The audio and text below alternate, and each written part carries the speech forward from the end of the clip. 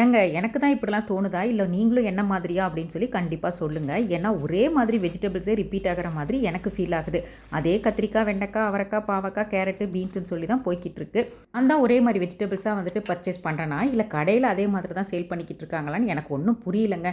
ஆனா ஒரே ஒரு கம்ப்ளைண்ட் என்னன்னா, "உனக்கு வேற வெஜிடபிள்ஸே கிடைக்கலையா?" அப்படிங்கிறது தான். நீங்க சொல்றத சொல்லுங்க. நான் எப்பவும் செய்யறது தான் செய்வேன் அப்படின்னு சொல்லிட்டு இன்னைக்கு கோவக்காய் பொரியலும், கூடவே வந்துட்டு இந்த பேபி கைலான் கீரையும் தான் பண்ணிக்கிட்டு இருந்தேன்.